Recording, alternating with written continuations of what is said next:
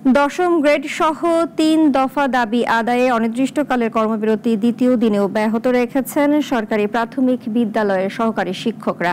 একই সঙ্গে রাজধানীর কেন্দ্রীয় শহীদ মিনারে তাদের অবস্থান কর্মসূচিও চলছে।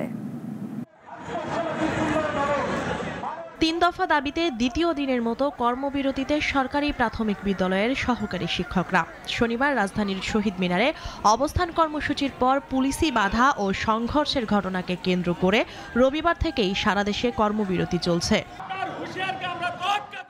দাবির মধ্যে রয়েছে সহকারী শিক্ষকদের দশম গ্রেড প্রদান, 10 ও 15 বছর পূর্তিতে উচ্চতর গ্রেড এবং শতভাগ পদোন্নতির নিশ্চয়তা। পরীক্ষণ বিদ্যালয়ের শিক্ষকরা দশম গ্রেড পাচ্ছে, কিন্তু আমরা একই যোগ্যতা একই সমমানে সার্টিফিকেট নিয়েও দশম গ্রেড পাচ্ছি না। 16তম গ্রেড থেকে যদি দশম গ্রেড পেতে পারে, তাহলে আমরা 13তম গ্রেড থেকে কেন দশম গ্রেড পেতে পারবো না? আন্দোলনের নেতৃত্ব দিচ্ছে বাংলাদেশ প্রাথমিক শিক্ষক সমিতি, কাশেম শাহীন ও শাহীন লিপি দুটি গ্রুপ, পাশাপাশি বাংলাদেশ প্রাথমিক বিদ্যালয় সহকারী শিক্ষক সমিতি। আন্দোলনে যোগ দিয়েছেন দেশের প্রত্যন্ত অঞ্চলের শিক্ষকরা, যাদের দাবি একটাই, গ্রেড বৈষম্যের অবসান।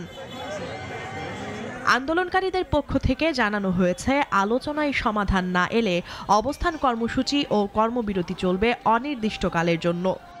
আমরা সারা বাংলাদেশের স্কুল আগামীকাল থেকে তালাবদ্ধ থাকবে যদি আমাদের দাবি আজকের মধ্যে যদি প্রজ্ঞাপন জারি না হয়। আমাদের দাবি আদায় না হওয়া পর্যন্ত আমরা এই কেন্দ্রীয় শহীদ মিনারে অবস্থান করব। এর আগে আন্দোলনরত শিক্ষকদের ওপর পুলিশি হামলার প্রতিবাদ জানিয়েছে শিক্ষক সংগঠনগুলো। আন্দোলন শান্তিপূর্ণ রাখার আহ্বান জানিয়েছেন কেন্দ্রীয় কমিটি। তবে দাবি পূরণ না হওয়া পর্যন্ত মাঠ না ছাড়ার ঘোষণাও দিয়েছেন শিক্ষকরা। মুনিয়া চৌধুরী, নাগরিক, ঢাকা।